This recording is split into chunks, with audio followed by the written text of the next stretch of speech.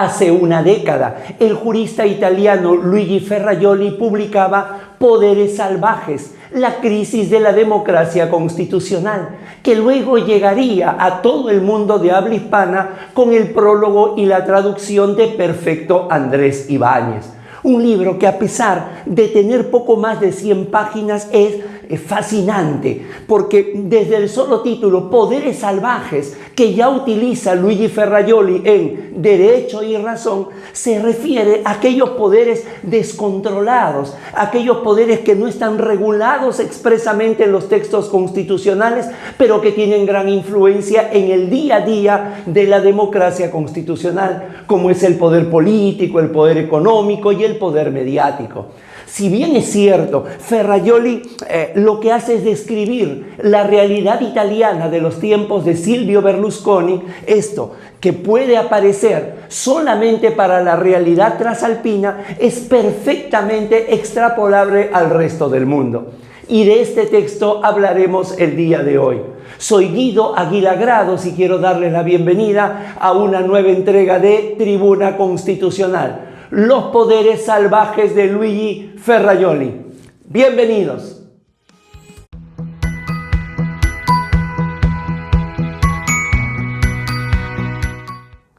Efectivamente, lo que sostiene en esta obra el jurista nacido en Florencia en el año de 1940 es que la base sobre la que se sostiene la democracia constitucional es un cuerpo normativo y que a partir de allí aparecen algunas lagunas y algunos vacíos que lo que van a generar es una inestabilidad, una falta de efectividad, una falta de legitimidad que se van a advertir con cierta facilidad.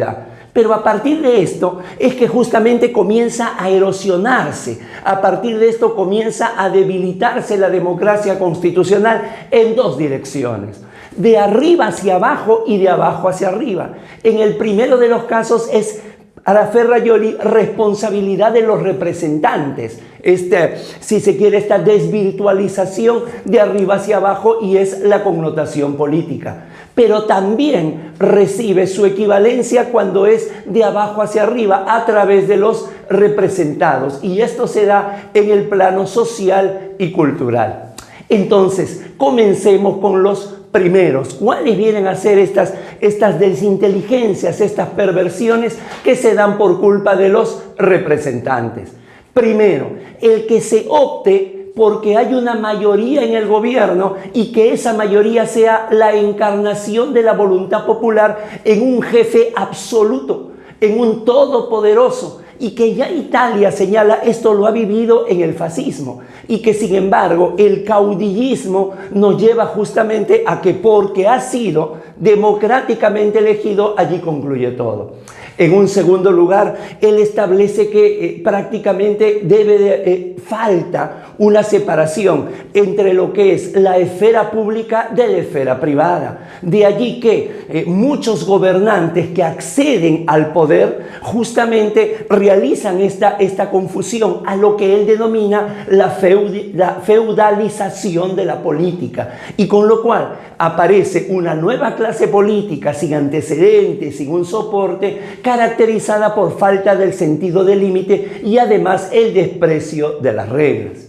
Tercero, la confusión hasta llegar a casi a una identificación entre los partidos políticos y las instituciones públicas. En buena cuenta, lo que en Latinoamérica denominamos las agencias de empleo. Esto es, el desvanecimiento de la participación política que antes se soportaba en la base de los partidos y que el día de hoy, señala Ferrajoli, no sin lamentarse, se sostiene en la televisión como una forma privilegiada de comunicación política, eliminando a los partidos políticos como un lugar de integración social. Y la cuarta, la total ausencia de garantías en la información como un factor de crisis directo de la democracia, porque si tenemos que son los intereses políticos los que van a tener la concentración de los medios de comunicación, entonces, a pesar de que llegue una suerte de sobreinformación, lo que realmente se da es una desinformación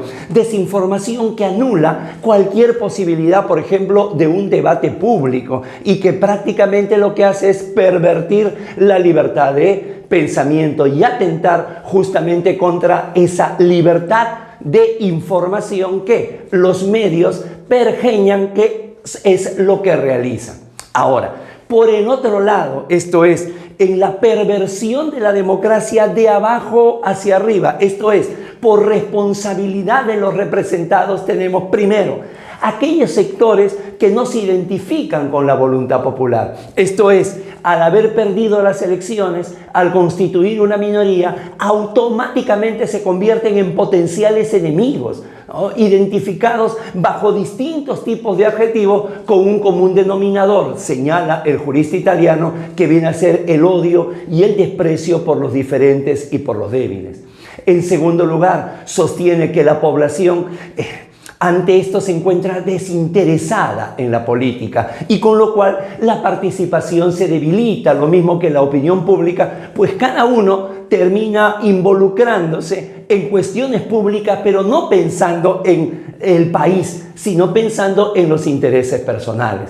Y por último, al ser la información manipulada, entonces la moral pública y la opinión pública comienza una caída libre, comienza una decadencia.